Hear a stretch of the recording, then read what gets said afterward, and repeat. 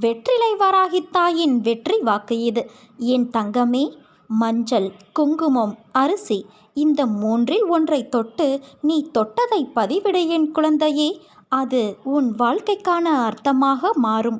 நீ மஞ்சளை தொட்டு இருந்தால் இந்த நொடி முதல் உன் வாழ்க்கை மங்களகரமாக மாறும். சிகப்பு குங்குமத்தை தொட்டு இருந்தால் உன் வாழ்க்கை செம்மையாக மலரப்போகிறது. வெள்ளை நிற பச்சரிசியை நீ தொட்டு இருந்தால் பால் போல கள்ள கபடமில்லாத உன் நல்ல மனதிற்கு நல்லதையே நான் நடத்தி வைப்பேன். உன் வாழ்வில் அற்புதங்கள் நடக்கும். என்னை அன்போடு கூப்பிடுகிற எல்லோருக்கும் அவர்கள் கூப்பிடும் போதெல்லாம் ஓடி வந்து நான் காப்பாற்றுகிறேன். துன்பத்திலும் சோகத்திலும் பிரச்சனையிலும் விழுந்து போகிற அனைவரையும் தூக்கிவிடுவதற்காகவே இப்போது நான் வந்து இருக்கிறேன். கவலை, கஷ்டம், பிரச்சனை என உன்னை குறுக்கிடுகிற எதுவும் கடந்து போகக்கூடியவை. இவை எல்லாவற்றையும் விட மிக பெரியவரான உன் அம்மா நான் அனைத்தையும் நசுக்கி போட்டு உன் நலனை விசாரித்து உனக்கு மிகுதியான பலனை தருவேன். அற்புதங்களை நான் கொடுப்பதை உன் கண்களால் கண்டு உள்ளத்தால் நீ உணரலாம். உன் வேண்டுதல் கேட்கப்பட்டது குழந்தையே. சேவிக்கும் பக்தனின் கூடவே இருந்து காப்பாற்றுவதே என் தர்மம். உன் துயரங்கள் தீர்ந்து நீ வேண்டியது நிறைவேறும். அனைத்து நலன்களும் உனக்கு கிட்டும். உன் வாழ்க்கை என்னால் புதுப்பிக்கப்படும் என்பதை நீ நம்பு. நான் உன்னோடு வந்துவிட்டேன் என்ற நம்பிக்கையோடு உன் கடமையை நீ செய் என் குழந்தையே. உனது உள்ள சுமையின் பாரங்களை சுமக்க முடியாமல் வெளியே இறக்கி வைக்கவும் வழி தெரியாமல் மனதுக்குள் கதறுகிற உனது மனக்குமுறல் என் காதுகளில் எதிரொலிக்கிறது.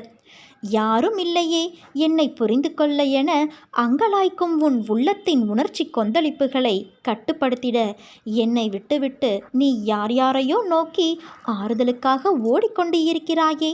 அதை நினைத்து நினைத்துதான் நேற்று இரவு முழுவதும் நான் உறங்கவே இல்லை. உன்னையே நினைத்து கொண்டு இருக்கிறேன். பிரச்சனைகள் தலைக்கு மேல் போகிறது என்று துடிக்கிற நீ உன் பிரச்சனைகளிலிருந்து விடுதலை பெற இன்னொருவரின் மீது நம்பிக்கை வைத்து அவரை நாடுகிற நீ ஏன் என் மீது நம்பிக்கை வைக்கவில்லை? நம்பிக்கை வைத்து பொறுமையோடு காத்திருந்தால் உன்னை உன் அன்னை நான் அரசனாக உயர்த்துவேன். வாழ்வில் இனியும் எனக்கென்று என்ன சோதனைகளை வைத்து இருக்கிறீர்கள் என்ற உன் ஆதங்கம் புரிகிறது. வாழ்வில் சோதனை என்பது சாதாரண இயற்கை நிகழ்வுதான். ஆனால் அவற்றில் யார் யாருக்கு எப்படிப்பட்ட சோதனைகள் சூழ்ந்தது, அதன் மூலம் அவர்கள் பெறப்பட்ட பாடம் என்ன என்பதில்தான் என் வழிகாட்டல் உனக்கு புரியும். உனக்கு நான் உணர்த்தும் தேடல் முற்றிலும் வேறுபட்டது. அதற்கான தகுதி உன்னிடத்தில் அதிகமாகவே கொட்டி கிடக்கிறது. வாழ்வில் நிறைவும் மன நிம்மதியும் எப்போதும் நிரம்ப வாழ்வாய் என் குழந்தையே. என் ஆசீர்வாதங்கள் உனக்கு நல் வாழ்க்கையை அமைக்கும். தாங்கி பிடிக்க தாயாய், தூக்கி நிறுத்த தந்தையாய் உன் அன்னை நான் இருக்க நீ வீழ்ந்து போவது கிடையாது. உன் மனநிலையை உன் அன்னையான நான் அறிவேன். தற்போது உன் கண்கள் கலங்கிக் கொண்டு இருக்கிறது. நீ படும் வேதனையை நினைத்து, துயரங்களை நினைத்து ஒரு நாள் விடியாதா என்று அழுது கொண்டு இருக்கிறாய். அனைத்தும் நீ நினைத்தபடி நன்றாக நடக்கும். எப்போதும் எதற்காகவும் மஞ்சாதே. காலத்தின் கட்டாயம். அதற்கு தகுந்தவாறு உன்னை நீ மாற்றிக்கொள். உன் அம்மா நான் இருக்கிறேன். உன் கர்ம பலன்கள் விலக விலக அனைத்தும் படிப்படியாக குறையும். உன்னை சுற்றி என்ன நடக்கிறது என்பதை முதலில் தெரிந்து கொள். புத்திசாலித்தனமாக நடந்து கொள். அதன் பிறகு நீ நினைத்தது அத்தனையும் சிறப்பாக நடக்கும் என் குழந்தையே. எந்த சூழ்நிலையிலும் உன்னை பாதுகாப்பதே என் கடமை. அனைவரும் பாராட்டும் வண்ணம் நீ வாழ்க்கையில் உயரப்போகிறாய். இழந்ததையெல்லாம் திரும்ப பெறப்போகிறாய். உன்னோடு உன் அன்னையான நான் இருக்கிறேனே. அனைத்திலும் வெற்றி பெற வைப்பேன். என் பரிபூரண ஆசீர்வாதத்தால் அனைத்தும் மாறிவிடும். என்னை சரணாகதியடைந்தால் நான் உன்னை நிச்சயம் பாதுகாப்பேன். நான் உன்னை யார் மூலமாவது சோதனையில் சிக்க வைத்து நோக செய்யும் போது, கஷ்டம் தரும்போது நாம் கோபப்பட்டு பதிலுக்கு சண்டை போடக்கூடாது. கஷ்டத்தை நான் தரும்போது நீ எல்லாம் ஒரு கடவுளா, என்னை கைவிட்டு விட்டாயே, உனக்கு கண்ணே இல்லையா, நீ கல் நெஞ்சக்காரியா என்று கேட்கவும் கூடாது. என்னை விட்டு நீ விலகவும் கூடாது. சோதனை, பிரச்சனை, கஷ்டம் இவையெல்லாம் உன் நன்மைக்காகவே தரப்படுவதால் மகிழ்ச்சியாக இல்லாவிட்டாலும் பொறுமையாகவாவது நீ ஏற்றுக்கொள்ள வேண்டும். அந்த நேரத்தில் நீ திட்டும்போது மென்மையான மனம் படைத்த உன் அன்னையான என் மனம் நோகும். திட்டும்போது நீ பாவத்தை பெருக்கிக் கொள்கிறாய். நான் உனக்கு புண்ணியத்தை சேர்க்க கஷ்டத்தை கொடுத்தால் நீ பாவத்தை பெருக்கும் விதத்தில் வார்த்தையால் காயப்படுத்துகிறாய். இதை நினைத்து என் மனம் கஷ்டப்படுகிறது. என் அம்மாவே, என்ன வேண்டுமானாலும் செய்து கொள்ளுங்கள், இன்னும் கூட செய்யுங்கள். இதோ உனது அடிமை என்று தலையை நீ தாழ்த்திப்பார். அந்த கனிந்த மனம் உருகி உடனடியாக சோதனையை நிறுத்தும். சாதனையை உன் கண்களுக்கு காட்டும்.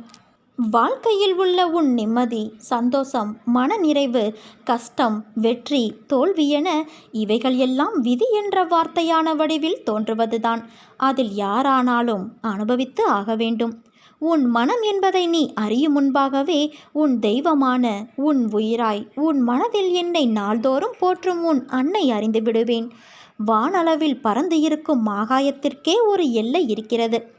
ஓடும் ஓட்டத்தின் வேகத்தை கணக்கிட இயலாத நீருக்கும் ஒரு எல்லை உண்டு. அது சங்கமிக்கும் இடம்.